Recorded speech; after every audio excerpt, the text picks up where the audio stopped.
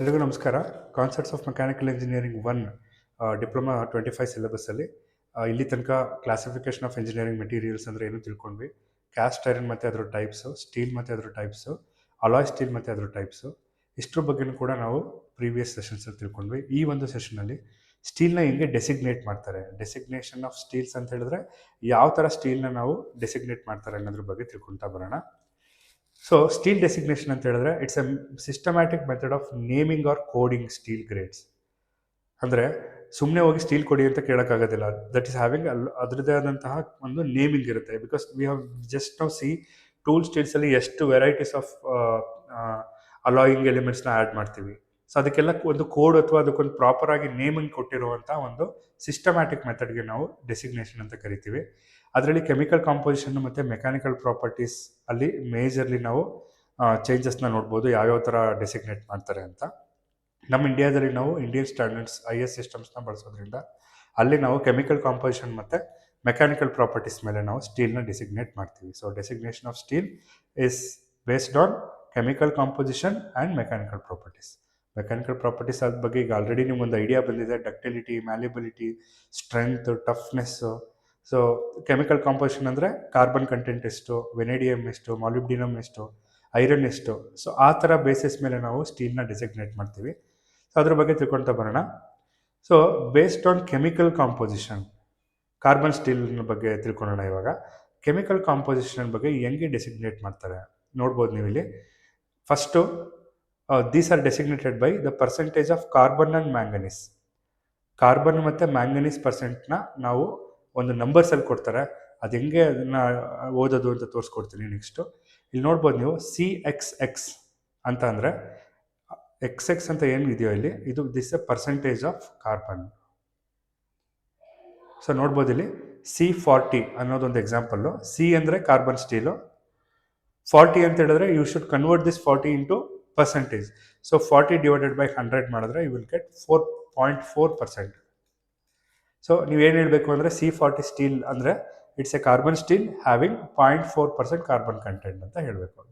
This is how you should read this. 20C8 ಅಂತ ಇನ್ನೊಂದು ಒಂದು ಎಕ್ಸಾಂಪಲ್ ತೊಗೊಂಡಿದ್ದೀನಿ. ಇದರಲ್ಲಿ ನೀವು ನೋಡೋದಾದರೆ ಎಗೈನ್ ಇಲ್ಲಿ C ಇರೋದ್ರಿಂದ it's a carbon content. Again C ಆದಮೇಲೆ ಆದರೂ ಕೊಡಲಿ, ಬಿಫೋರ್ ಆದರೂ ಕೊಡಲಿ, 20 ಇರೋದ್ರಿಂದ you should convert that into percentage. That is 0.2% carbon. Carbon steel with 20.2% carbon. ಮತ್ತು 8 ಇರೋದ್ರಿಂದ ನಾನು ಆಲ್ರೆಡಿ ಹೇಳಿದೆ ಮ್ಯಾಂಗನೀಸ್ನು ಕೂಡ ನಾವು ಇದರಲ್ಲಿ ಯೂಸ್ ಮಾಡ್ತೀವಿ ಅಂತ. 8 ಡಿವೈಡೆಡ್ ಬೈ 100 ಮಾಡಿದ್ರೆ ವಿಲ್ ಗೆಟ್ 0.08% ಮ್ಯಾಂಗನೀಸ್. ಸೊ ಯಾವ ಒಂದು ಕಾರ್ಬನ್ ಸ್ಟೀಲಲ್ಲಿ 0.2% ಕಾರ್ಬನ್ನು ಮತ್ತು 0.08% ಮ್ಯಾಂಗನೀಸ್ ಇರುತ್ತೋ ಅದನ್ನು ನಾವು 20C8 ಅಂತ ಡೆಸಿಗ್ನೇಟ್ ಮಾಡ್ಬೋದು. ಸೊ ಇಷ್ಟು ಇದರ ಅರ್ಥ. ಮೆಕ್ಯಾನಿಕಲ್ ಪ್ರಾಪರ್ಟೀಸ್ ಬಗ್ಗೆ ಹೇಳೋದಾದರೆ ಇದು ಕೂಡ ಸ್ಟ್ಯಾಂಡರ್ಡ್ ಆಗಿ ಒಂದು ಡೆಸಿಗ್ನೇಷನ್ ಕೊಟ್ಟಿದ್ದಾರೆ. ಸೊ FE ಅಥವಾ E ಅಂತ ಡೆಸಿಗ್ನೇಟ್ ಮಾಡ್ತಾರೆ ಲೆಟರ್ಸ್. ಸೊ ಬರೀ FE ಇದೆ ಅಂತ ಇದ್ದರೆ it's based on minimum tensile strength. ಆ ಮೆಟೀರಿಯಲಲ್ಲಿ ಎಷ್ಟು ಮಿನಿಮಮ್ ಟೆನ್ಸೈಲ್ ಸ್ಟ್ರೆಂತ್ ಇದೆ ಅಂತ. FE ಜೊತೆಗೆ E ಕೊಟ್ಟರೆ ಮಿನಿಮಮ್ ಈಲ್ಡ್ ಸ್ಟ್ರೆಂತ್. ಅಂದರೆ ಕೆಲವೊಂದು ಮೆಟೀರಿಯಲ್ಗಳು, ಫಾರ್ ಎಕ್ಸಾಂಪಲ್ ಇದು ಸ್ಟೀಲಲ್ಲಿ ಫಸ್ಟ್ ಈಲ್ಡ್ ಆಗುತ್ತೆ, ಅಂದರೆ ಬೇಗ ಕಟ್ಟಾಗಲ್ಲ. ಫಸ್ಟು ಅದು ಈಲ್ಡ್ ಆಗುತ್ತೆ. ಈಲ್ಡ್ ಅಂತ ಹೇಳಿದ್ರೆ ಸ್ವಲ್ಪ ಎಲಾಂಗೇಟ್ ಆಗೋದು ಅಂತ, ಎಲಾಂಗೇಟ್ ಆಗುತ್ತೆ, ಆಮೇಲೆ ಅದು ಕಟ್ಟಾಗುವಂಥದ್ದು. ಅದನ್ನು ನಾವು ಒಂದು ನಂಬರಿಂದ ಡೆಸಿಗ್ನೇಟ್ ಮಾಡ್ತಾರೆ. So you can see the example here. FE410 ಅನ್ನೋದೊಂದು ಎಕ್ಸಾಂಪಲ್. FE ಅಂದರೆ ಈಗ ತಾನೇ ಹೇಳಿದೆ based on minimum tensile strength. ಇದು steel with a tensile strength of 410 Nm/mm². ನಮಗೆಲ್ಲ ಗೊತ್ತಿದೆ ಸ್ಟ್ರೆಂತ್ದು SI ಯೂನಿಟ್ ಅಥವಾ ಸ್ಟ್ರೆಸ್ದು SI ಯೂನಿಟು Nm/mm². ಇಲ್ಲಿ 410 ಕೊಟ್ಟಿದ್ದಾರೆ ಅಂತ ಹೇಳಿದ್ರೆ it is Nm/mm² only. FE250 ಅಂತ ಕೊಟ್ಟರೆ ನಾನು ಆಲ್ರೆಡಿ ಹೇಳಿದ್ದೀನಿ, ಆ್ಯಡ್ ಮಾಡಿದ್ರೆ ಈಲ್ಡ್ ಸ್ಟ್ರೆಂತ್ ಬರುತ್ತೆ. So it indicate steel with yield strength of 250 Nm/mm². So this is how we should understand how to designate carbon steels. Coming to the alloy steel. Alloy ಸ್ಟೀಲ್ನು ಕೂಡ ನಾವು designate ಮಾಡಬೇಕಾದ್ರೆ again percentage ಕಾರ್ಬನ್ನು, ಅದ್ರ type, ಅದ್ರ ಜೊತೆಗೆ use ಮಾಡಿರುವಂಥ allowing elements, ಅದೆಲ್ಲನೂ ಕೂಡ ನಾವು ಒಂದು ನಂಬರ್ಸಲ್ಲಿ ತೋರಿಸ್ತಾರೆ. So before going to number we should have a meaning of this.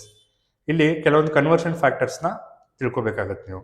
So chromium ಏನಾದರೂ ಇದ್ದರೆ ಆ ನಂಬರಲ್ಲಿ ಅಥವಾ ಆ ಡೆಸಿಗ್ನೇಷನಲ್ಲಿ ಅದು ಇಂಟು 4 times ಮಲ್ಟಿಪ್ಲೈ ಆಗಿ ಬಂದಿರುತ್ತೆ ಆ ಡೆಸಿಗ್ನೇಷನಲ್ಲಿ ಅಂತ.